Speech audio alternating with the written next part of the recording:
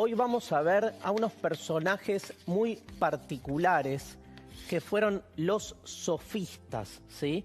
En el siglo V antes de Cristo, ya llegando a fin del siglo V, en Atenas se empiezan a promoverse estas figuras, la figura de los sofistas. Atenas, que está librando una guerra permanente con Esparta, las dos grandes polis de la época. Atenas empieza a desarrollar mucho su vida intelectual. Ustedes saben que se conoce que Esparta le daba como mucha más importancia al desarrollo militar o bélico, y Atenas un poco más a cuestiones intelectuales, incluso artísticas. Atenas era una democracia, ¿no? Esparta era una tiranía, y en la democracia empieza a ser muy importante el uso de la palabra, porque lo que genera la democracia, obviamente, es un derecho de participación activa de todos los ciudadanos. La democracia ateniense hacía que todos puedan participar, menos las mujeres, los esclavos y los extranjeros. Se calcula que ciudadanos libres eran más o menos algo así como del 12 al 15% de la población real. Qué loco, ¿no? Porque se recuerda a esa época como la época de la democracia directa y de la democracia libre. Es cierto, había una libertad diferente a las tiranías, pero con esas restricciones vistas más desde nuestro tiempo.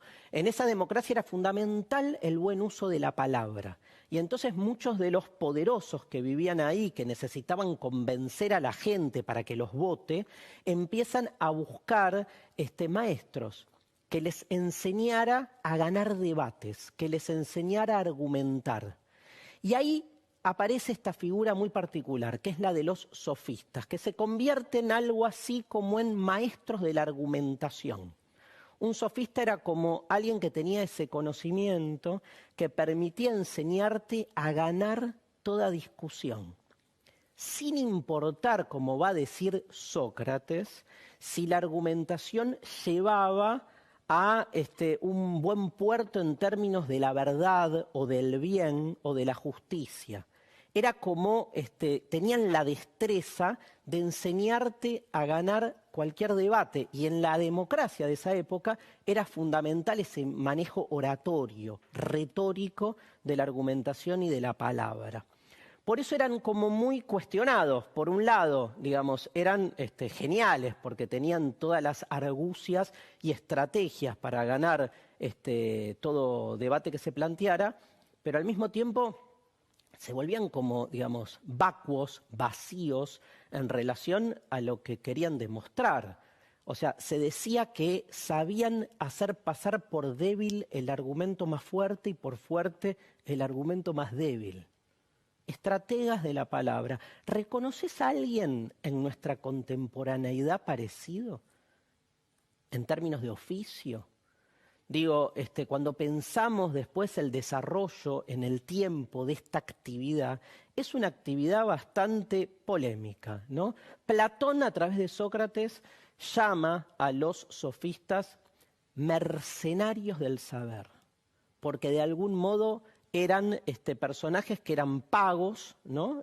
Y que a partir de ese trabajo tenían como esa aptitud de enseñarte siempre a ganar cualquier discusión. Para eso utilizaban los sofistas un tipo de estrategia retórica llamada la falacia, palabra que ustedes conocen, pero que en ese momento las falacias, digamos, eran claves, porque en ese momento no había televisión. O sea, la gente se juntaba por ahí en el mercado o en la calle y se veía a 2, 3 tipos discutiendo entre sí, y entonces era como muy importante el manejo argumentativo. Por eso se usaban muchas veces las falacias, que son argumentos inválidos, son formas, digamos, en los que se instruía a los que querían ganar ese debate para, si estaban a punto de perder la discusión, meter una falacia, ¿no? Y romper el esquema. Les voy a contar 3 muy conocidas. Una, y digo esto para que no usemos falacias, porque es exactamente lo contrario de lo que implica una argumentación correcta. La falacia ad hominem. Ad hominem significa al hombre. ¿Por qué? Porque estás discutiendo con alguien y ves que estás perdiendo la batalla dialéctica, y en el medio, cuando estás a punto de perder, agarrás y jugás sucio. ¿Qué haces? Le decís al contrincante algo que no tiene que ver con el debate. Ponele que estás debatiendo qué es la justicia, alguna discusión sobre ese tema, pero ves que estás perdiendo, entonces en vez de bancarla, agarrás y le decís, perdóname, vos no podés decir nada porque sabemos que, no sé, tu mujer te fue infiel. Y el tipo como que medio trastabilla porque lo exponés públicamente y es algo que en realidad no importa, digo, es un problema de la pareja o discutamos qué es la fidelidad. Lo cierto es que en el medio del debate metiste una argumentación, digamos, desviada y lograste que tu contrincante se desestabilizara y probablemente pierda la argumentación. O sea, esto llevado al plano, si quieren, más contemporáneo, a veces, en vez de discutir argumentos, destruimos a la persona. Y lo que importa es el argumento. Porque no es que no importe la persona, pero digo, olvidás cuál es el objetivo. Y entonces crees que destruyendo a la persona se lleva puesto también el argumento. Otra falacia es la falacia ad populum. Populum, de ahí viene pueblo, ¿no? Que tiene que ver con esta idea que en la actualidad se usa mucho cuando uno dice que habla en nombre de todos, ¿no? Dice, como todo el mundo piensa, tirás en el medio de la argumentación. ¿Y vos qué sabés si todo el mundo piensa eso? Vieron que hay mucha gente que dice, la gente piensa de este modo, y es uno el que está hablando y cree estar representando a la gente. Para representar a la gente, hace una votación y fíjate y preguntale lo que piensan, ¿no?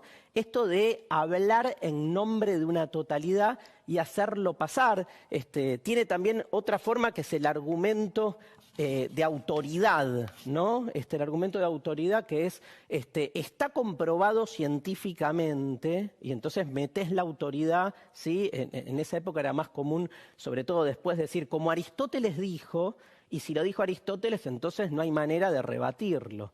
A veces se confunde con la falacia ad ignorantiam. ¿Qué es esto? ¿Estás debatiendo? ¿Te están por ganar? Y tirás ahí una argumentación incomprobable, inchequeable, diríamos hoy. Entonces decís, no, perdón, lo que vos decís no es así porque Plutarco en el capítulo 4, página 417 de un libro que se perdió, sostuvo lo contrario. Y todo el mundo, vos sos el único que sabés eso, y entonces, nada, pusiste ahí el argumento y lograste tu victoria. Bueno, las falacias, como verán, son formas de argumentación inválidas, pero que sin embargo ponen, digamos, nos hacen entender cómo era el juego de los sofistas. Eran personajes que hacían todo lo posible para ganar la batalla y no les importaba para nada si esos medios, ¿sí?, eran o no correctos. Sin embargo, en esa época hubo además dos sofistas muy conocidos llamados Protágoras y Gorgias, que además tenían su sistema de pensamiento. No eran solo mercaderes o mercenarios del saber, sino que además esgrimían su propia filosofía. Hago un paréntesis, ojo con lo de mercaderes del saber, porque por otro lado nace acá con los sofistas la idea de lo que es la formación, la educación. Hay una discusión, si quieren, que puede llegar hasta nuestros tiempos. Vieron que les dejé abierta la pregunta, ¿quiénes son hoy los sofistas? ¿Quiénes son? ¿Los asesores de imagen? ¿Los abogados? ¿No? ¿Por qué no la docencia en algún sentido? Porque los primeros sofistas fueron los primeros educadores. Si uno le quitara esa connotación negativa que le imprime Platón en términos de mercader, ¿no? Porque de lo que se los acusa es de no enseñar con la verdad. En realidad, lo que están enseñando los sofistas es argumentar. Yo trabajo muchas veces con mis estudiantes argumentación. Digo, porque me parece que es como una habilidad que en algún punto está bueno manejarla más allá de los contenidos. Esto de, bueno, ponete en el lugar de uno y ponete en el lugar contrario. Y buscá argumentos a favor y en contra de lo que sea. Eso también genera una habilidad en el sentido de permitirnos, ¿no?, también pensar lo opuesto de lo que uno sostendría.